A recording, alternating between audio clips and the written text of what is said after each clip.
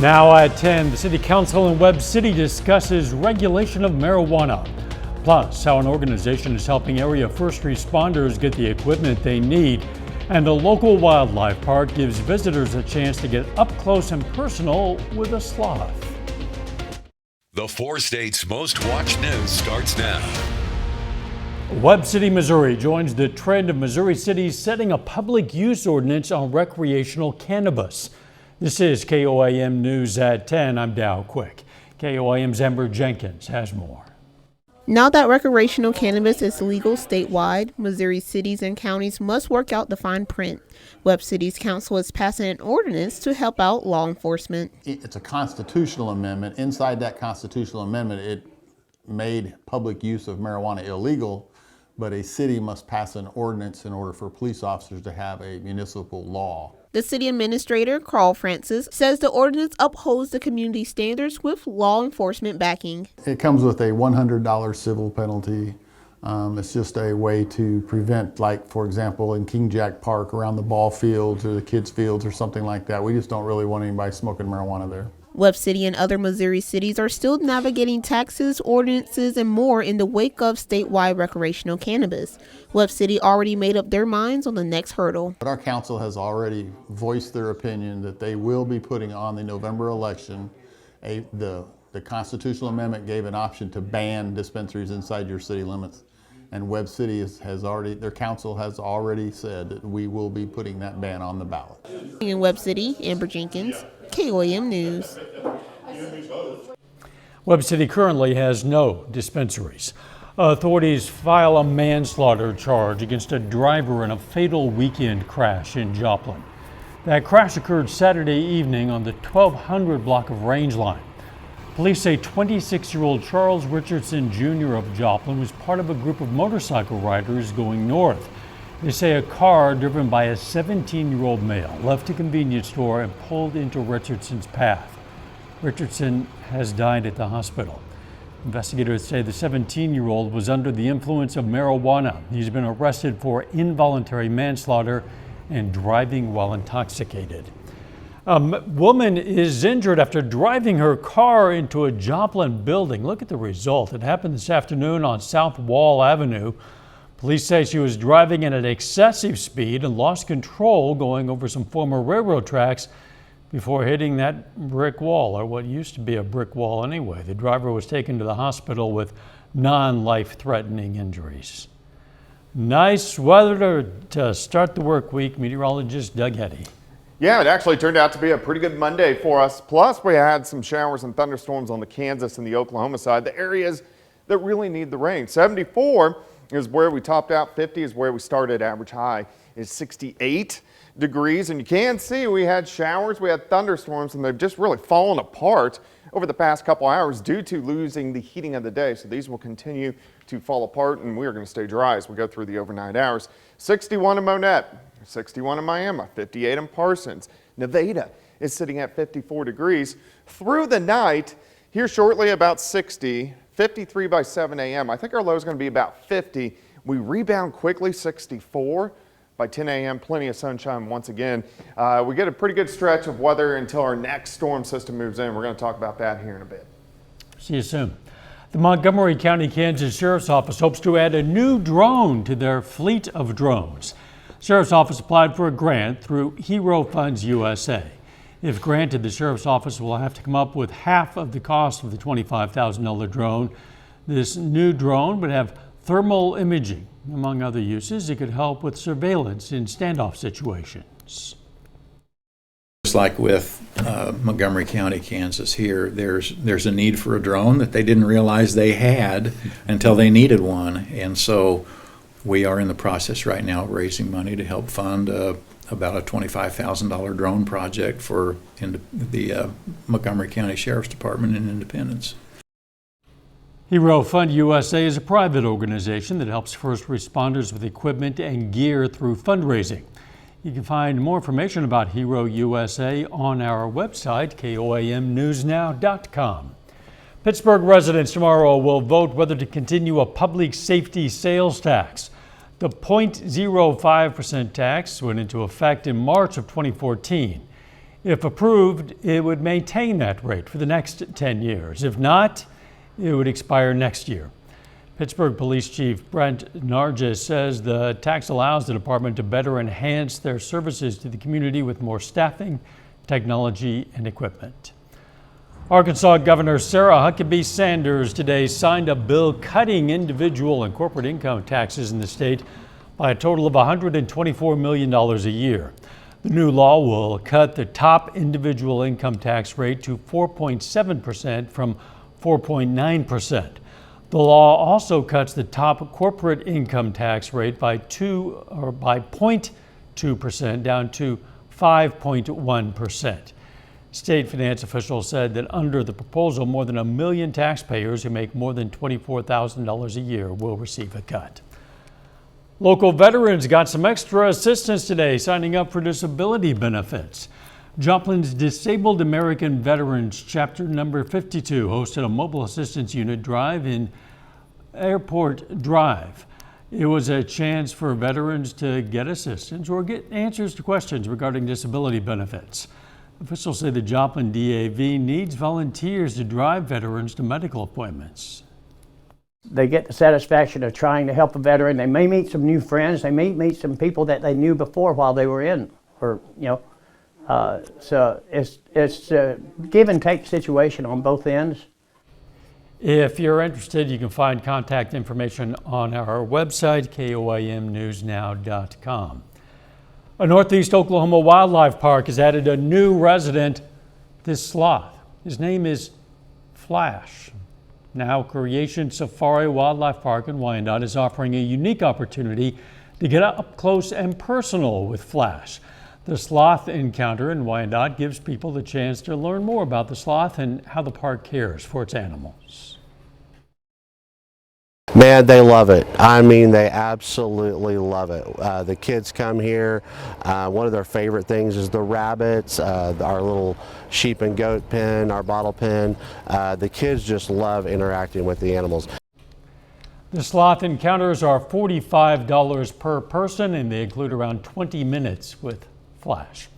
Coming up, one of the Tennessee lawmakers who were expelled from the State House is now back in office.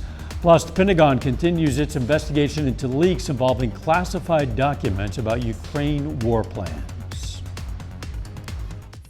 4 people were killed this morning when a gunman opened fire at Old National Bank in Louisville, Kentucky. 9 others were injured.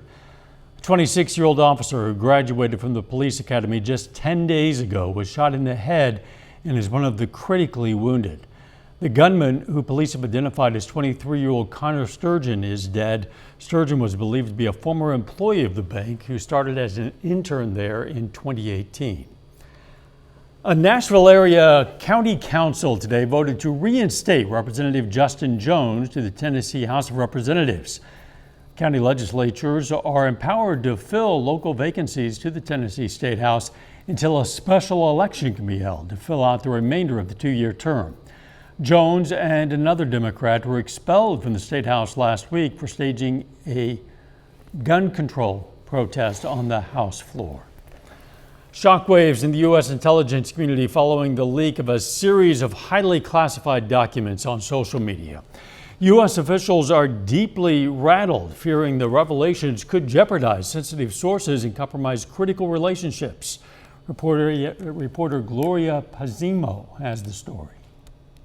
An interagency effort is underway. This level of breach is significant. To determine the authenticity and impact of dozens of leaked Pentagon documents that were posted online in recent weeks. If there's 50 classified documents, there's 50 separate stories that are going to impact on the ground in Ukraine right now. The information contained in the documents reveals the depths of U.S. spying on allies and foes alike. Number one, the most important thing we have are our sources, and number 2 are our allies. And when those are both put in jeopardy, that makes us less secure and it makes our enemies more emboldened. Some of the documents, which officials say are authentic, expose the extent of U.S. eavesdropping on allies, including South Korea, Israel, and Ukraine. Others seem to divulge key weaknesses in Ukrainian weaponry and military readiness, while some show the degree to which the U.S. has penetrated the Russian Ministry of Defense. Its goal is to weaken our resolve, weaken our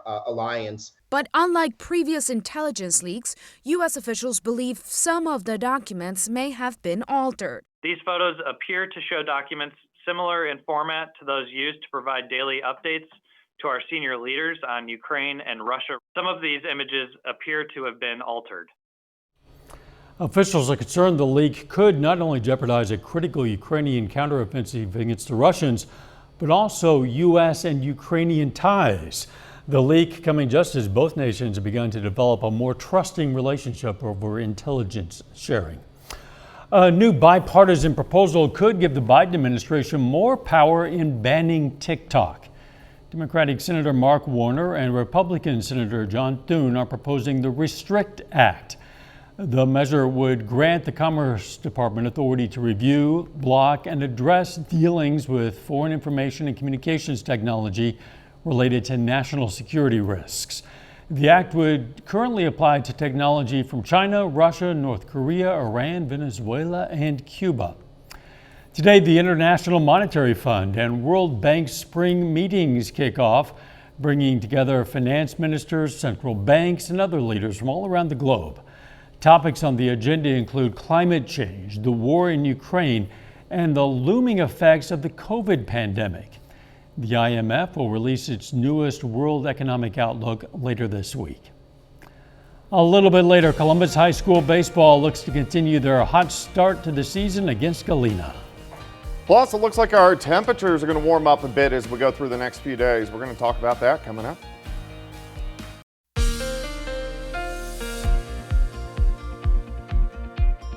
Well, it definitely turned out to be a nice day for us today. Temperatures fantastic throughout the day. Really, we had a pretty good Easter weekend too. You can see our temperatures yesterday were into the lower 70s, and then today we were into the mid 70s, and I think that's where we're going to really kind of sit as we go through the next few days. Nice shot here. This is Indigo Sky Casino and Resort, of course. Indigo is just outside of Seneca, Missouri, and as we go outside, we had showers, we had thunderstorms, mainly on the Kansas and the Oklahoma side. We did get some from Pittsburgh north to Nevada, but besides that, they never got into the metro. But we did have some severe thunderstorm warnings late this afternoon and then into the early evening hours. Now all of this is gone, but check this out, because it's our western counties that are in the worst drought.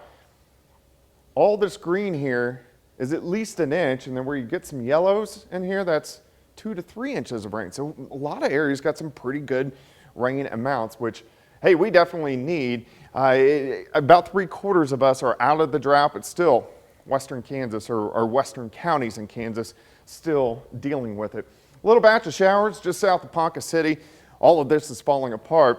Temperatures aren't bad. We're at 54 in Fort Scott, 58 in Parsons, 62 at Grand Lake, 61 in Monette. We can go outside. Here's 7th. Here's Rangeline, 58. Northerly winds are light. Humidity is at 78%.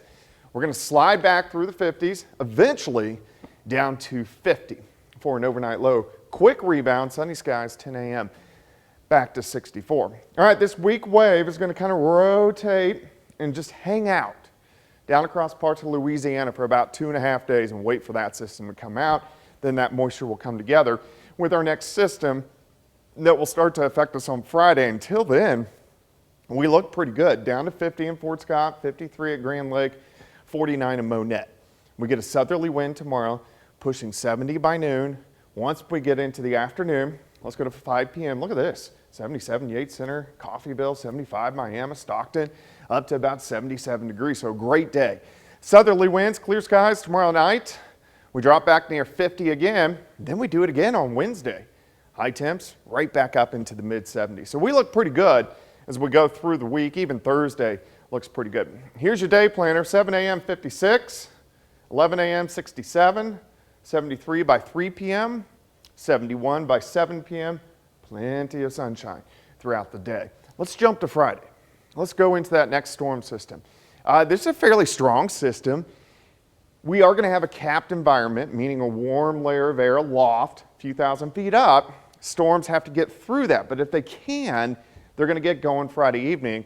it most likely will be strong to severe. So we'll keep our eyes on that the next few days. 75s tomorrow, Wednesday, 76. On Thursday, Friday, 80. So temperatures all week long great.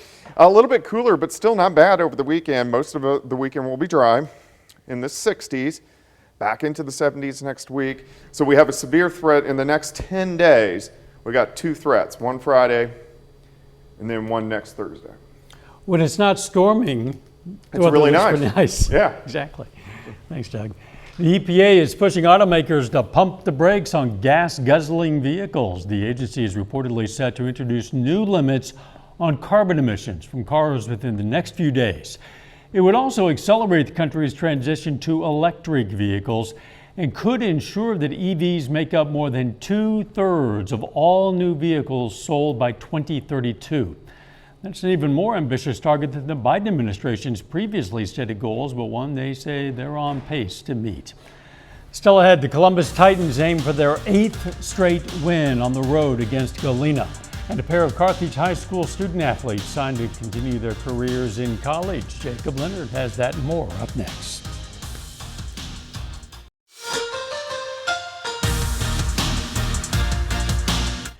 The Columbus High School baseball team is off to a hot start this season. Titans are 7-1 in their first 8 games, and they've won 7 in a row. On top of that, Titans haven't allowed a single run in 5 straight games. And tonight, Columbus aims to stay rolling on the road in a CNC matchup against Galena. Galena gets 2 guys on in the first, but Seth Stover shuts it down. Strikeout there. Then later in the inning, another punch out. Titans go up 2-0 after 1. On top of the second, Caden Cox into left center. Jaspin Tanner scores. It's 4-0 Columbus going to the bottom of the second. Now checking back in with Seth Stover on the mound. He's still all right. He goes 4 shutout innings today. On top of the third, Jaspin Tanner yanks one down the left field line into the corner. Jack Valela comes home. Tanner in for the double. 6-0 Columbus after 3. Then in the fourth, Seth Stover not done this time, doing work at the plate. Solo homer to left center. And that wasn't the only long ball of the day for Columbus. Next inning, Landon Midget gets one up and out to right center. That is gone. Solo shot for the senior catcher, his first of the season. Another Columbus win and another shutout. Titans beat Galena 12-0. A big softball matchup this evening in Southeast Kansas with Girard hosting Pittsburgh. Now, the Trojans are 5-0 coming into the day. Pittsburgh sitting at 3-1, but the Purple Dragons hand Girard their first loss, winning 10-0. Megan Johnston throws 5 shutout innings and also hits a home run. Heather Mowdy, 3 hits, 3 RBIs, and Maddie Burdick, 1 for 3 tonight with a home run. Former Neosho County pitcher Matt Strom comes up big tonight for the Philadelphia Phillies. Strom goes 5 shutout innings against the Marlins and allows just 4 hits while striking out 6. And he's thrown 9 shutout innings in his first 2 starts of the season. Strom played in Chanute in 2011 and 2012 and led the Panthers to a JUCO World Series appearance in 2012. A pair of Carthage High School student athletes get the chance to compete at the next level. Clay Kinder and Davion King signed today to continue their careers in college. Both of these guys are kind of good at everything, but Kinder chooses to play baseball in college. He signs today to play at Coffeyville Community College. As for King, he will wrestle at Labette Community College. King is a 3-time state qualifier and 2-time state placer for Carthage in his high school career. I like that the coach is really nice up there. He's a really good coach, and not only do they have a good wrestling program, they have really good schooling. Like, everything's nice up there. They have a good nursing program, and that's what I want to do. They're gonna make you work hard, and I like that, and it's kind of scrappy baseball, and that's what I want to be a part of. Well, Kansas City Royals pitcher Zach Greinke has made 2 starts so far this season. In those 2 starts, the Royals are 0-2, but it's not really his fault. Greinke has thrown 11 1/3 and only allowed 3 runs, but Kansas City hasn't scored a single run in his 2 starts. They have a chance to change that tonight. The Royals begin a 3-game series against the Rangers with Greinke on the mound. He goes 5 innings and gives up 4 runs, 3 of them earned. Didn't really matter though. The bullpen after that gives up 7 more. Royals lose in that one 11-2. The St. Louis Cardinals also in action tonight. kicking off a 3-game series on the road against the Rockies. Cards trying to get things turned around after losing 5 of their last 6, but they didn't do it. Rockies win 7-4. Paul Goldschmidt 2 for 3 tonight with a pair of RBIs for the Cardinals. We're going to go back to Columbus baseball. They've won 8 straight games, and 6 of those have been shutouts. I'm not sure there's a hotter team in the area than the Columbus Titans right now. That is unreal. The Royals could use some lessons. No kidding. The Cardinals too, maybe. We'll be right back. Ever wonder what an ancient Egyptian might have looked like? Well, now you don't have to wonder. Brazilian experts have used digital imaging to reveal the face of an Egyptian man who lived 35,000 years ago. It's a detailed facial approximation of the skull of Nazlet Qatar. The skeletal remains were discovered in 1980 in Egypt's Nile Valley. Experts believe the man was between 17 and 29 years old at the time of his death. He was also believed to be more than 5 feet and 3 inches tall. Researchers plan to show the facial reconstruction at an exhibit in the future. 35,000 years. Isn't that amazing? Facial reconstruction. The weather looking pretty nice for the next several days. Yeah, it really does. Overnight lows not bad, near 50. Mid-70s for the next 3 days, and then push 80 by Friday with a chance for thunderstorms. Final sports notes. A shout out to the Frontenac High School golf team. They won the Baxter Springs Invitational today, and they took the top 3 places individually with Vinnie Pyle taking the individual first place title. Congratulations. Thanks for joining us. Morning show starts at 5 a.m. Let's make it a great tomorrow.